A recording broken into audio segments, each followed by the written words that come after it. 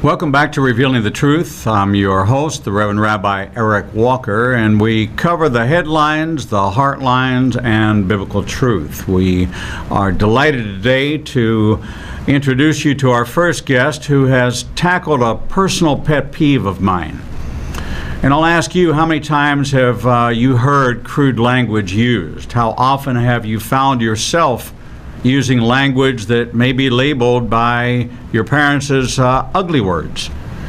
In my career as both a corporate executive and as a minister, I'm always put off when someone resorts to the use of language that is inappropriate, in my opinion, in all situations.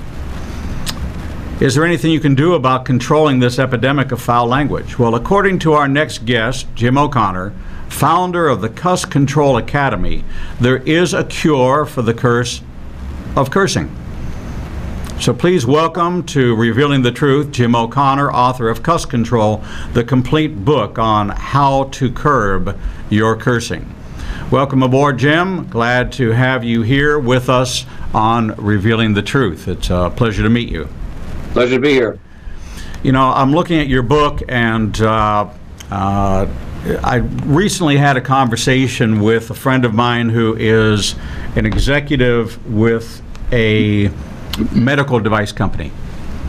And that world is predominantly male, probably about 75% men, 25% women. And I've seen text messages, I've seen correspondence, I've heard presentations where in corporate America it has become perfectly acceptable to use what is labeled profanity. We have a language with, I don't know how many words there are in the English language, but I do know that people use cursing as almost as a crutch. Not because they're not well enough educated. I guess maybe they do it for an acceptance or to fit in. Why do people curse? Well, they curse for all kinds of reasons. There's two categories of swearing. There's causal swearing. People swear because something causes them, provokes them into anger or frustration or impatience. And then there's casual swearing, where it's just lazy language. A lot of swear words are very versatile, and they can be used for nouns, verbs, adjectives, expressing joy, sorrow, anger, everything. So they just use that language because it's easy. And nobody seems to mind anymore. Even though some people may be bothered about it, they don't complain to the person who's swearing. Just let them have it. They let it happen. So it's become a normal part of our vocabulary, and people find it common. But there are people like myself, and it's not that I'm holy. I spent 35 years in the corporate world with AT&T and Hewlett-Packard, and certainly I heard my fair share of cursing, but I was never one to resort. I didn't grow up in a home. Is this a learned behavior, or is this a developed or acquired behavior? Well, again, we've learned to express ourselves more than we used to. When I grew up as a kid, nobody swore. You didn't have swearing on TV. There was nothing that gave you permission to swear. But now we hear it in movies and on cable TV and on the air, on the buses and on the streets. We hear it everywhere. And it's lazy language. People can swear and express any kind of emotion they want. And I think we also are very impatient these days. We're used to instant gratification because of Federal Express and cell phones and Skype, everything else gives us our messages quickly. So we want quick results, and we want, if we don't get results, we swear. The world is getting more crowded. We're frustrated by people, traffic that are in our way, and all kinds of reasons, and we just don't cope anymore. We just cuss. Then we learn to cope after we cuss. Is cussing is it synonymous with venting? Is it certainly you say circumstances are a catalyst, and cursing is our response to that catalyst.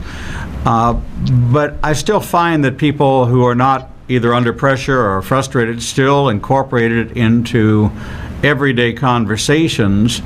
and you would put that in the category of lazy, I would suspect. Yeah, it's lazy language, and it's again, people find it more acceptable, or at least tolerated, so they can get away with it without offending anybody. But there are people who are offended, and it's a reflection of their character or their personality if they swear too much. And I think so much of the swearing we do is expressing something negative.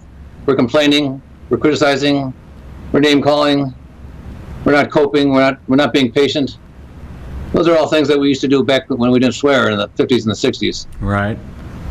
We tried harder to be more discreet. Well, I'll share with you an interesting tidbit. You may or may not know that there is a pure language on earth, a language that has no curse words in it. And there's only one in the entire world, and that language happens to be Hebrew. In the Hebrew language, there are no curse words. Therefore, you have to go to Arabic, the next closest language, in order to find a swear word, or what we would call a curse word. So biblically, it says that the language of heaven will be a pure language, so we believe that we've been given that language of Hebrew as a pure language. And so each year when I'm in Israel, I hear new expressions that I don't recognize. And so when I ask my guide, what was that? He goes, oh, that's Arabic, and they're saying that this person's a such and such.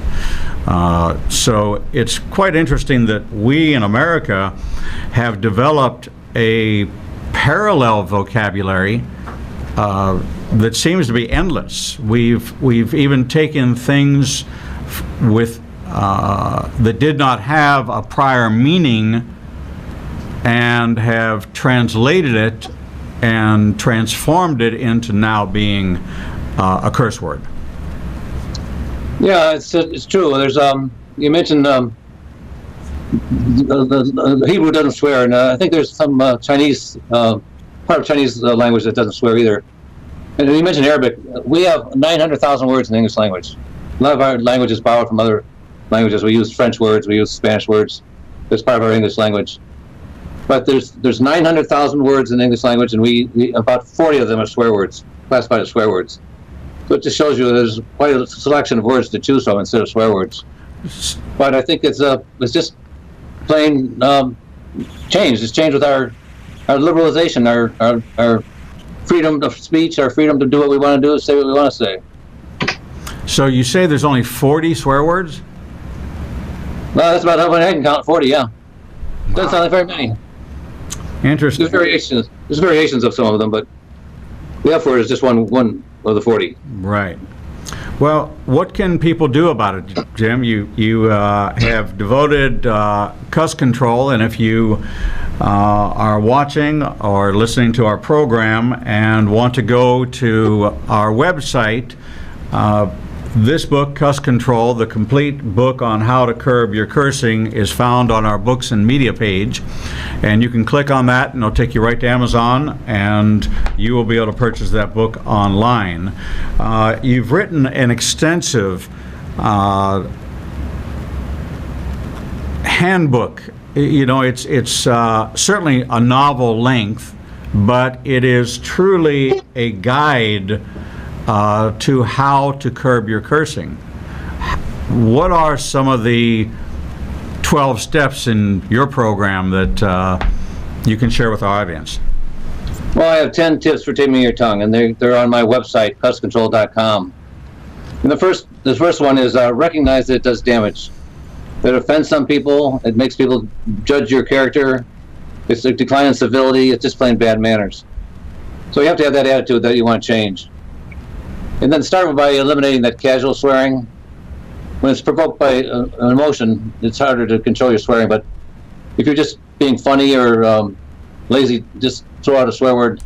Try to get rid of those words first. And cope, don't cuss. Just learn to cope. Practice being patient. If you're stuck in traffic, there's nothing you can do about it. So why swear? We have cell phones where we can call our destination and say we're late because we're tied in traffic. So it's easier these days to avoid swearing. You should use alternative words, alternative expressions.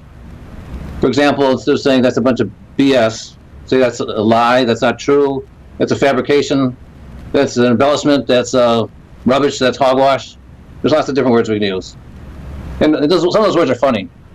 It's balderdash. You say, "Oh, that's a bunch of balderdash." That makes somebody laugh. They're not going to pick up your attitude of being cynical or angry or frustrated. When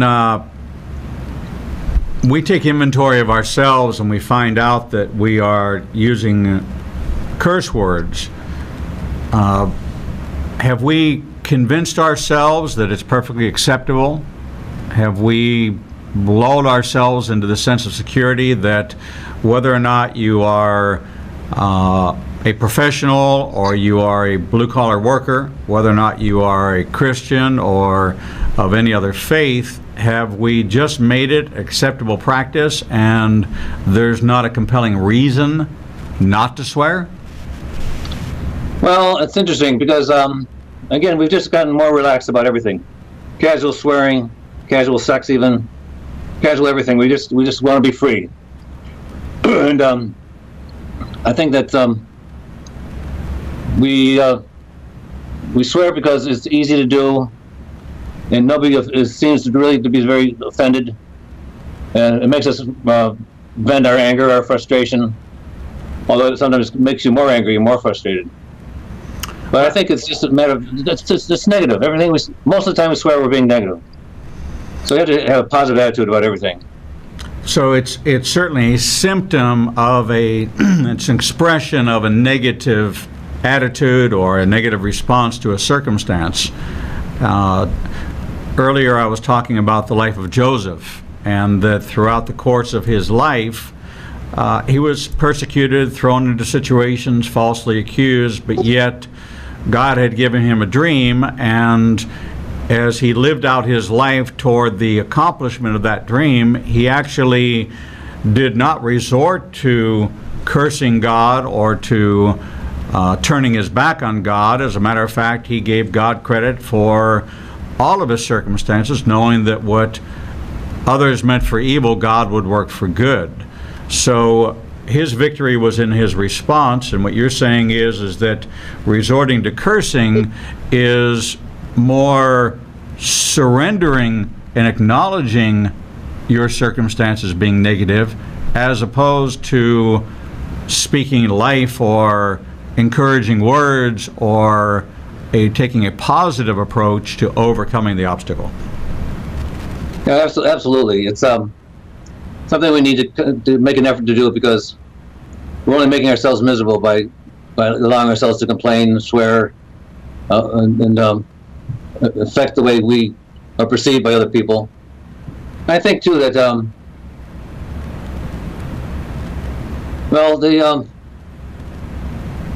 there's words that we have eliminated from our language. That's mostly stereotype names for black people, Spanish people, Oriental people. Those words are kind of disappeared from our English language. People have recognized that we're all equal to some degree, and we should not be using these sort of terms. So you think it would be possible to eliminate some swearing words too? Right. Well, another point I want to make is a lot of times swearing is just for fun. It can be very funny if it's timely. If it's someone who doesn't swear often and they use a swear word. I've done this myself when I've given speeches. I throw in a swear word in a funny context, and they all laugh. Because most people do swear, and they just know it's something we shouldn't do. But it's not the worst offense, not the worst crime you commit. But it's just something that would be good to avoid.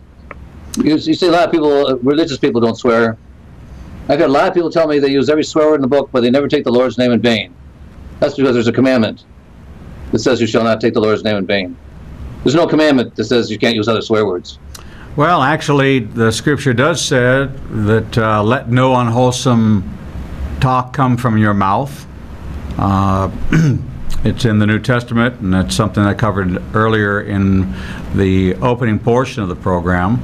Kind of in the setup to this was that God does want us to only speak words which are uplifting or for the benefit of another. And when we take a look at the inventory of those swear words, many of them are derogatory. Right. They really are. They fall into that category. We may have eliminated racial slurs or racial curse words or stereotypes, but we have not eliminated from our vocabulary the unwholesome references to women,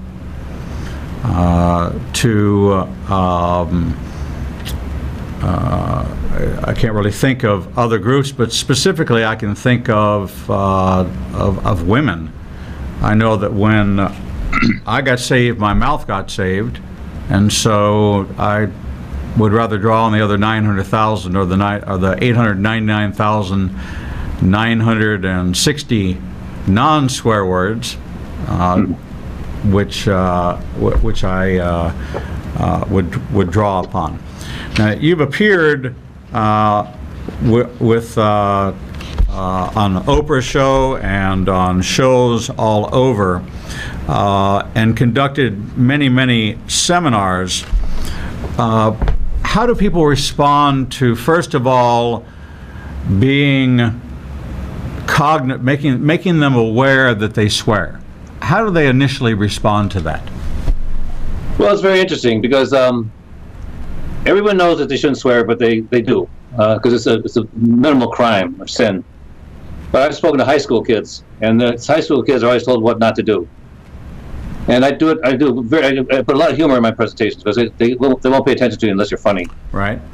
And I've had standing ovations from high school kids. It's very rewarding. I had one time I spoke at an alternative high school where these kids got thrown out of their regular school for bad behavior. And when I was done, one kid came up to me and said, "Thumbs up." And the teacher said, "Oh my gosh, I can't believe he did that. He's one of our worst kids." So I had some influence, and so I think people recognize that there is some value in talking more intelligently, using languages that are more meaningful. Are there any tools that you give to individuals? I know you have your 10 points, but I see a lot of written correspondence, a lot of text messages. So it's not necessarily just the spoken word, it's also the written word.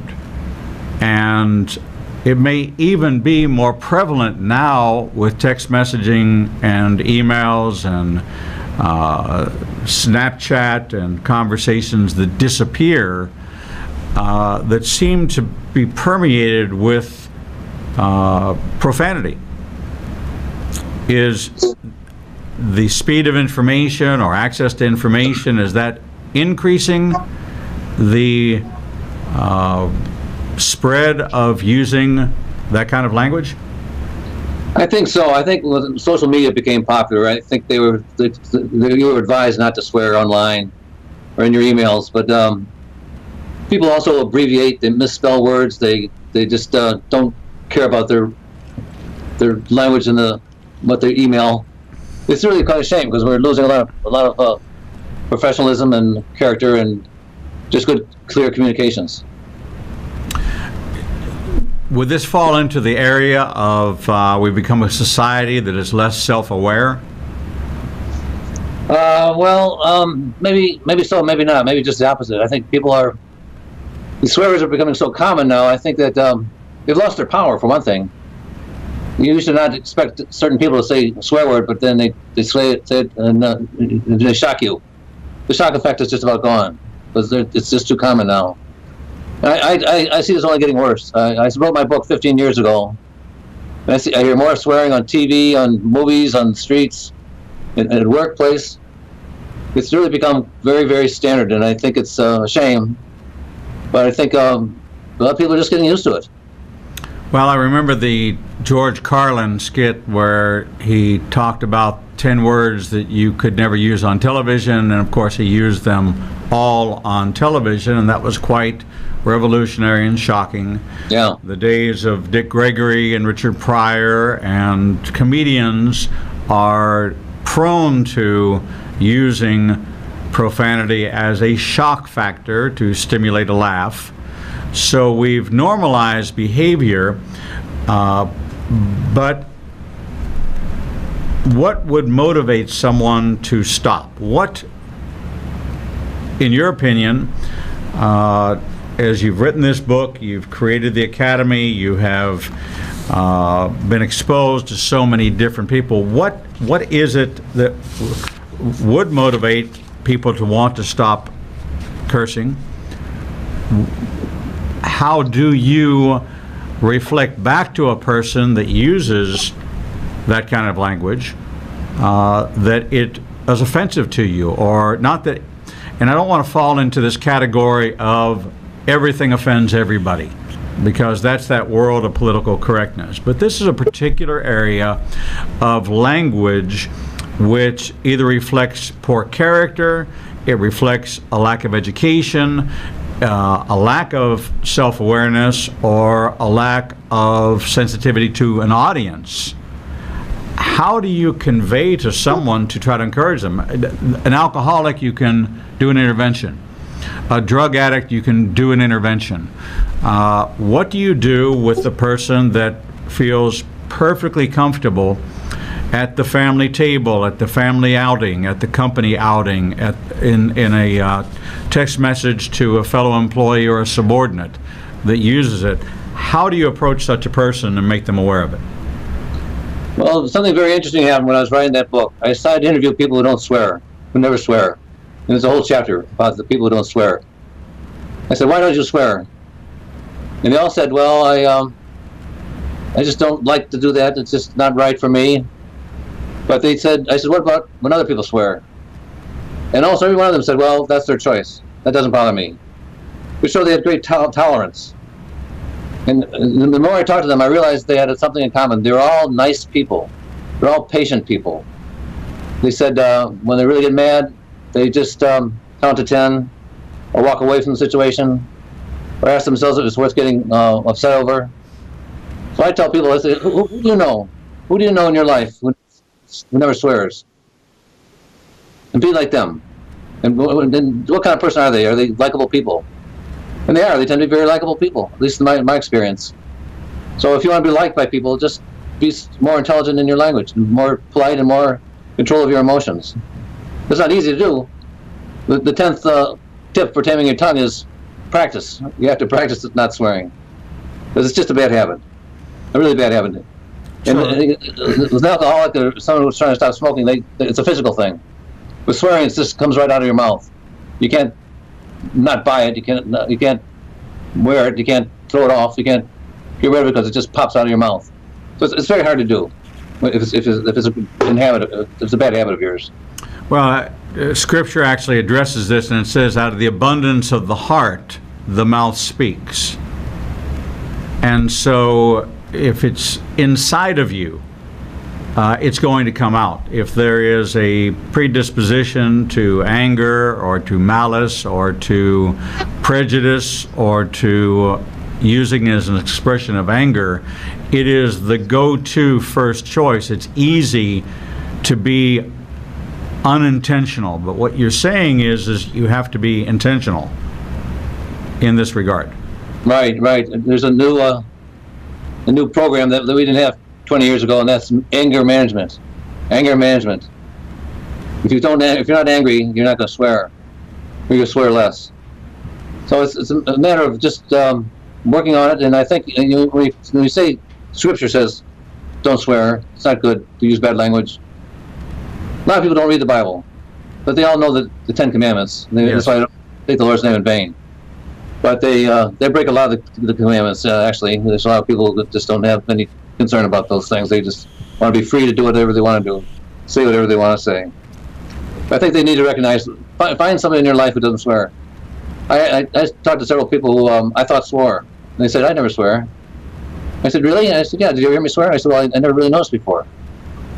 So that's what teenagers say, well, if I don't swear, I'm not cool, I'm not part of the group. That's not true. If you don't swear, people won't know, unless you're using words like balderdash or that's a bunch of hooey or silly words. But even then, I think they might not notice that you're not swearing. But they'll notice that you got a good temperament, good personality, easygoing. It's a good way to be. It's kind of interesting that you mentioned that. It's one of those things that apparently is quite taken for granted, kind of like flipping the light switch and the lights come on. You don't stop and acknowledge the power company and thank them for the service they provide. You only recognize it when you flip the switch and the power does not come on, or a service is not being rendered that you have become accustomed to. So the fact that someone doesn't swear is not something that someone will notice, but if they do swear, it could be something Right. that they notice. Right. I think that's true. That's quite an interesting approach. We're talking with James O'Connor, author of Cuss Control, the complete book on how to curb your cursing. This has been a best-selling book for some time. He's been on over 100 television shows, including Oprah, covered by more than 600 newspapers and magazines, and he is a public relations professional and writer who I'm sure has had the opportunity to incorporate swear words into things you've written and chosen not to, because you are about cuss control. I wish that more people would read it, as it really does identify this as an epidemic. It is something that's rampant in our society. We're going to take a short break, and when we return, we're going to talk more with Jim about cuss control and what we can do to reflect, to become more self-aware, to be more introspective about how we express ourselves. Clearly, the scripture talks about life and death is in the tongue, and I've heard some very heated arguments in my lifetime between couples as I counseled, and they were absolutely riddled with every one of the 40 curse words that you acknowledge. So we'll return here after just a few short announcements. Thank you for watching Revealing the Truth. We'll be right back. Hi, I'm Elizabeth Kramer, Associate Producer of Revealing the Truth on the Igniting a Nation Broadcasting Network, and we have very exciting news to you regarding our new website, ianbn.com. Not only will you be able to live stream our programs, but you'll be able to go back and check out old programs as well. Just check out the TV Archives tab on our homepage. Missed any of Rabbi's rants? You can check out and catch up on all of those there as well.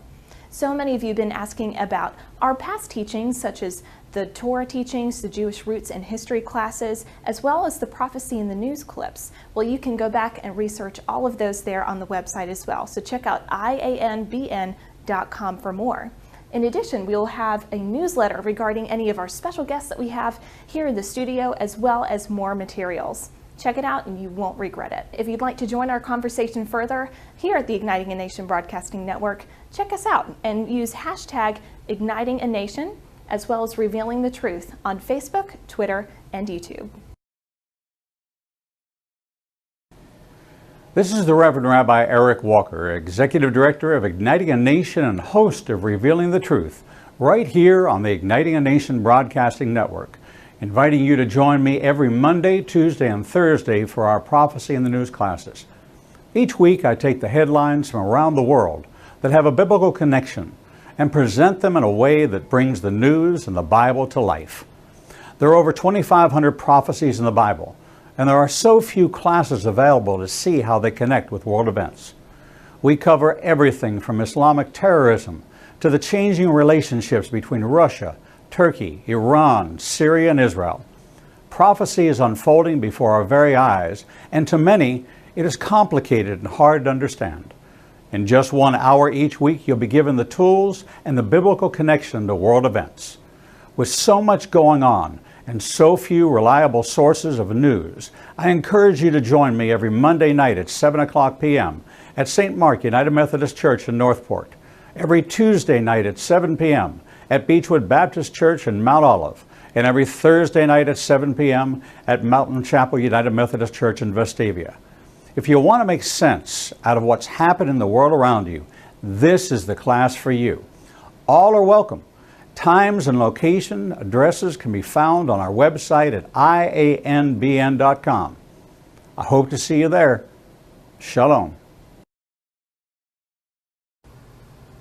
Igniting a Nation Ministries is devoted to spreading the message of the gospel to as many people as possible.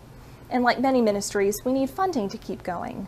Your contributions are greatly appreciated, and we want to be able to send you some of the resources that we've been creating here at Igniting a Nation. We will be presenting you with special offers throughout the month, and I'm excited to share our first special offer with you. During the month of January, Rabbi Eric will be sending you 2 of his many titles with a contribution of $50 or more. This is a fully tax-deductible contribution to Igniting a Nation. You will receive a signed copy of Rabbi Eric's latest biblical thriller, The Codist, which discusses maybe some of the options Satan is taking in our modern age to disrupt our relationship with God. In addition, you will receive a signed copy of Lessons Learned from the Tree of Life. This Bible study has remained in the top 100 best-selling Messianic titles for 5 straight years. Everyone from small groups at churches all across the world to inmates in women's prisons have been using this Bible study, and through it, lives are being changed. Your gift of $50 or more should be made payable to Igniting a Nation, 2700 Corporate Drive, Suite 120, Birmingham, Alabama, 35242. Make sure to mark in the memo section offer number 2017-1. Visit our website, ianbn.com, to see the entire list of books available through our partnership with Amazon. Welcome back to Revealing the Truth. I'm the Reverend Rabbi Eric Walker, your host, and today we're talking about lifestyle choices. We have several guests who are joining us later on today, but right now we are talking with Jim O'Connor about cuss control, and he's written the book, The Complete Book on How to Curb Your Cursing. You can find profiles of every guest that we have here, 3 a day, on our website at inbn.com, and a link to all of their books as well as us posting them in social media across Facebook and Twitter. So we hope that you are enjoying this conversation, and I would imagine that each one of our listeners has somebody in their life or even themselves who has resorted to foul language, to cursing, swear words, whatever label you have for it. I know that comedians have been using swear words for a very long time, and early on in my years in Atlanta with AT&T, I took a comedy class with Jeff Justice, who was an opening act for many of the great comics around the country. And he had a rule, and that was you had to be funny for 10 minutes and not curse.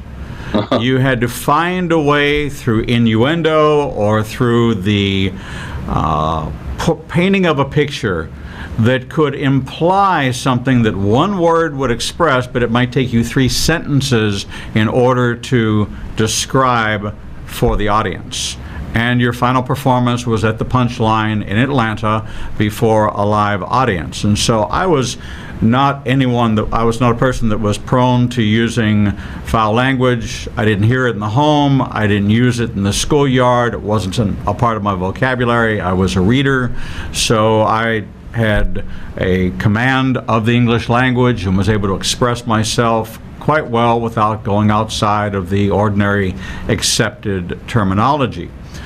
But I do find that people will use it to generate a laugh. They'll use it to be more like the people around them, to fit in. There are so many things which divide us that language seems to be the one thing that God used at the Tower of Babel to divide us, and now we have people trying to fit in, and language being the tool in which they make themselves either more popular or maybe just acceptable to their peer group. So Jim has written this book, Cuss Control, the complete book on how to curb your cursing, and I must admit, as I looked through it, I saw that there were many, many curse words in your book. Yeah, I did that because I didn't want to be preaching. I didn't want to be moralizing. And I need them to make a point. I don't use them casually. I don't use them for any non-purpose. I use the swear words to make a point in a joke or in a situation where somebody swore and I had to say what they said. Well, I think if you really preach, if you're preaching, don't swear at all. No one's going to listen to you because it's part of our language. It's one way we communicate. It's one way we express our emotions. And I don't think anyone can stop swearing altogether. I think if you never swore, that's good. You won't pick up the habit. But a lot of people who try to stop swearing can't do it. And I said, well, at least improve it. Improve your language. Reduce your language, your bad language. So Anything would be an improvement. would this fall into the category of behavioral addiction? I think what I think it is addictive. I know some people, they use the F word every other sentence. It's amazing. I don't know why they can't think of another word to say, but it's just a reflection of their terrible personality. Well, But I would be inclined to agree with you. I think that we all have to be sensitive and aware of our surroundings, and inappropriate language or inappropriate behavior is inappropriate. It's what describes the behavior, and the word inappropriate is what's assigned to it. Certainly in the pulpit, I wouldn't swear. Like I've said, I've not been prone to swear. I can't say that I've never. I'm 65 years old. There's probably a higher probability that I have than I have not. But it is certainly not part of, if you were to ask people that know me and talk to me, do they remember me using a curse word? And the answer would be no, they don't. But in your book, you kind of lay out very methodically, I might add. First of all, you pose the question, do we swear too much? How would you answer that today? I'd say yes, we swear too much. We swear too much because it's just lazy language. The words are so versatile, and they're so easy, and they're one syllable, most of them. We can spit them out without trying to think of a more meaningful word. Is this something that's unique to Americans, or is this a global epidemic? It's definitely global. They swear all over the place. I was interviewed on almost every English-speaking country by radio. And the Irish are the worst. I don't know why the Irish are the worst, but they use the F word more than anybody else. But it's becoming common all over the world, and in other languages too. They don't all swear in English. There's swear words in German and French and Italian, and I think it's increasing everywhere in every language. These words, the etymology of the word itself, were they? How did they come into being? How did it evolve that either a conjugation of a word or the application of a word? How did that determine that that was a curse word? Was it based on the giver or the receiver? Well, that's a good question. They don't know the origin of a lot of swear words. There's theories, but most of the swear words that we use describe parts of our body that we keep covered. And the way we use those body parts is more personal. And so I think that's one reason why the swear words are offensive to a lot of people, because they display something that you normally don't display. I think too that some of the theories, like the F word, F-U-C-K, the theory is it was after a famine, and a lot of people died, and the king wanted to repopulate the country, so he said, fornication under command of the king. It's apocryphal, it's not true. It never happened. Another one was they would ship manure by boat, and they'd label it S-H-I-T, ship high in transit, so the smell wouldn't come down, the smell would go up. That's also apocryphal. Interesting and entertaining, but not true. So we really don't know where it came from and how it worked its way, which is quite interesting to me because, of course, I have a biblical worldview, and faith comes by hearing. So does basically every other kind of learning comes by hearing. So if you hear it, and you hear it by a parent or you hear it by someone who's respected, you immediately find it as an endorsement for the utilization of that, and you would adopt something that a person or a style that you would want to emulate, not knowing the meaning of it, not even knowing the reference. I think that children repeat what they hear, and it becomes part of their behavior. As an adult, we have a choice as to whether or not we choose to use. There are people who are addicted to cursing and need some kind of, certainly need to go to your university, take your coursework, but the way we talk to each other, the way we communicate, not only the content but the tenor that we use in order to express ourselves, it seems that curse words carry with it an intonation, inflection that carries as much meaning as the word does. Do you find a correlation between the delivery, the way it's delivered, and the content? If your parents never swear and your boss never swears, and one day they get angry and they swear, it's effective. They say, "Oh my gosh, he's really mad. My mother's really mad. She used a bad word." They use those bad words all the time. They don't make their point. They don't get the reaction that they expect to get. So it's interesting.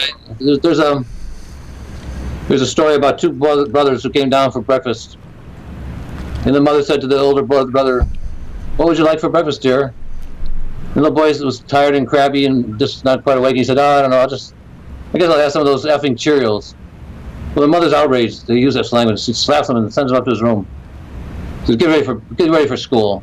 You're not going to have any breakfast." So then she turns to the younger brother and said, "What are you going to have for breakfast?" And the kid looks nervous and afraid, and he doesn't know what to say. He finally says, "I don't know, but sure isn't going to be those effing Cheerios." The point is, he didn't realize he was swearing. He didn't realize that the swear words were so common that he thought that was okay to say that word. He didn't grasp what his brother did. Right. Well, it's quite unfortunate that we have these institutions of higher learning, and I've never had a course, never had this topic addressed. I certainly have commented to others about the language. It's always followed by an apology, but if you do it once, accidental. The second time is no longer accidental. The third time is intentional, and as you continue down the pathway to determining whether or not it is incorporated, it's just a part of the regular communication, it kind of diminishes that person in my sight as someone who has not taken or cares about how the image with which they present themselves. Do you find that those who curse as a regular course of conversation are looked upon as less educated or less informed as others that do not? Or does it make any difference at all? Well, I think there's an interesting observation I'd like to make. A lot of people swear because they say everybody does it now. It's okay. It's a cool thing to do. You swear for comedy, you swear in tense situations, dangerous situations. But there's a lot of movies and a lot of TV shows, dramas and comedies, there's no swearing. They can do it without swearing. And when I speak to high school kids, they say, well, swearing is cool. It's a cool thing to do. And I say, well, what's the definition of cool? Who's the coolest person you know from your generation or my generation? They don't know. I say, James Bond. James Bond never swears. He hasn't sworn in 30 years of making movies. And why is that? Because he's so cool. He knows the solution. He can find a solution to every problem. He can get his way out of trouble without swearing. So it's very interesting that you can tell a very dramatic story, a very humorous story. I've written a novel. I have one swear word in there, and someone pointed out one swear word. And I put it in there because it reflected the character of the individual. But John Grisham, who writes dramas and suspense novels, he never has swear words in his books. Maybe he does now, but I know he didn't at the time I wrote my book. So there's a lot of people who can communicate in all kinds of ways without swearing. So it is possible. Of course, it's possible. Do you find that gender has a role to play in it? Do men swear more than women? Yeah, well, that changed. Once was a day when women didn't swear and men didn't swear in front of women. But I think as we came more equal, women came into the workplace. If there's a workplace that allows swearing, like construction work or factory work, they had to swear to be cool, to fit in. I had a journalist who said she never swore until she got into the newspaper business. And the newsrooms are noted for being very foul language, but interesting, once the microphones are on, or the newspaper gets printed, they have to take the swear words out. But now I see the F word in New York Magazine. I see it in a lot of other magazines and newspapers. So they're stretching the limits. Well, the boundaries of decency were established a long time ago. We have just decided to ignore or form or shape them to our own personal use or our own personal standards. I guess that's the new movement, to where I can define myself any way I want to, and you must accept me as I am. Otherwise, you're exhibiting offensive behavior by not receiving me as I am. And so we've become a society where everybody walks around offended, everybody walks around angry, impatient. It's all about the self. And you and I grew up at the same time. We were less about ourselves. We were more about community. We were more about, this is where the communes came from. This is where communal living came from. I think that we were more sensitive to the needs of others at that time. Now, there's very little sensitivity to the needs of others. A smaller percentage of the population is serving as opposed to really, here's who I am. You either have to take me or you have to take me. It's just that simple. Well, I think that's mistaken thinking too. People should say, there's a lot of self-improvement programs these days, and every one of us should always strive to be a better person. And I think if you say, well, accept me for what I am, it shows that you're lazy. If you're doing a lot of criminal things or foul things or unpleasant things, I shouldn't accept that because I should take it for the way you are. I mean, sometimes you have to do that because you have to work with people and have to communicate with them, but they shouldn't feel that way. They should always try to improve themselves. Do we, or should we, hold people accountable for their language? Is one of the helpful ways to curb your cursing is to have somebody reflect back to you, have an accountability partner or someone you communicate with who can take on that role of reflecting back to you and keeping you in check, to remind you that you use that language a lot, and is it ever really appropriate to use curse words? Well, I think sometimes it's appropriate to really make a point. If you don't swear and you swear and people are shocked to hear you swear, I think they get the message that you're serious about what you're talking about. But it's interesting, a lot of people hear other people swear and it offends them, but they don't say anything. Just last week, my wife had lunch with a friend who was about 65 years old, a woman. And then my wife came home and she said, boy, she really uses foul language. And I said, well, that's a typical example. You don't tell somebody who's 65 years old, you swear too much. But if you did, I think it would have an impact. But people they don't do that. They don't say, watch your language. People are entitled to be themselves to some degree, but we don't have to like them, or we don't have to like what they do. So this is not an issue of accountability. This is an issue of wanting to change or having a desire to be a better person. This falls in the category of self-improvement, being more of a reflection of what you consider to be a positive role model.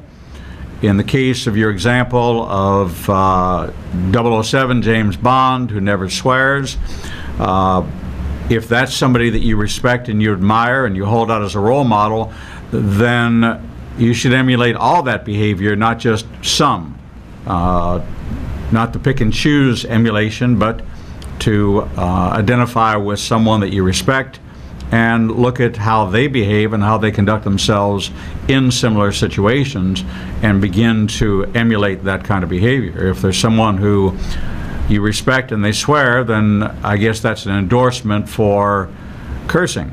If you have a role model who is not someone who's prone to foul language, then that might incline you not to be so prone to foul language.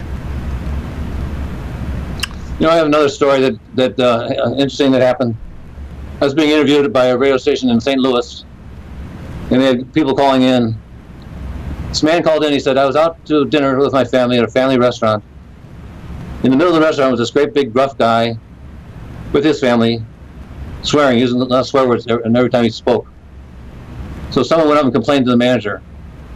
The manager came and told the guy to watch his language. The guy was shocked. He stood up and he said, "Who complained about my swearing?" And everyone was like trembling because he was a big, tough guy. Finally, one guy said, "It wasn't me, but it should have been me because I got kids here and I don't like hearing that language." Another guy stood up and said, "Yeah, I agree. I wish I had said something too." So he really put this guy in his place. I think his own kids probably learned his dad shouldn't swear so much. So sometimes you have to speak out. Right. Now, it's quite interesting because going back to the Bible for a minute, Jesus says, "I only say what I heard my Father say." Yeah. You know, we tend to emulate the language that our parents use or their friends, and we're exposed to so many different influences that we can either be insulated or isolated, and they're entirely different. Parents can put up buffer zones around their children so that they are not influenced at an early age by being exposed to even PG-13 movies are rated that way because of the possibility of language. So parents have a choice. If I had a friend who was prone to foul language, I would probably distance myself from that kind of acquaintance because that's not the reflection I want in my life of myself and who it is I associate with. You know, I'll minister to anybody, but not all I minister to are my friends. So is one of the keys to curbing cursing is to be more discriminating about who you surround yourself with? I think so. And again, the parents set the pace. If the parents swear, the kid's going to swear. If your friends swear, you're going to swear. But that's not true in every case. Like I said, I interviewed a lot of people who hang around with people who swear, and they don't swear at all. So it's a matter of choice, and it's a matter of I think the fact that they don't get offended that much when other people swear is a sign of their good temperament. You know, you judge people by the way they behave and the way they talk. But sometimes people who swear, they're good people. They give to charity. They help people out. They're good to their families, but they have very bad language, and you can't discount them for everything. You have to look over, sometimes accept a few flaws, because they're doing good things in life in general. And I understand your point of view. We're talking to James V. O'Connor, author of Cuss Control, the complete book on how to curb your cursing. It is a handbook. I have to give the disclaimer that he does use the words as examples to how it has infiltrated our everyday language. But if you have someone, or you are someone that is looking for a way to grab control of your cursing, and you're willing to read something that exemplifies, gives examples of the kind of language which falls into the category of cursing, then this is a book that may be of interest to you. Visit our Books and Media page and click on the link, and it'll take you right to the book itself. Jim, thank you so much for being with us. Thanks to Linda for sending you my way, and we thank you for being with us here on Revealing the Truth, and wish you well as you continue to write more and continue to help change lives. Thanks so much for being with us. We'll be right back.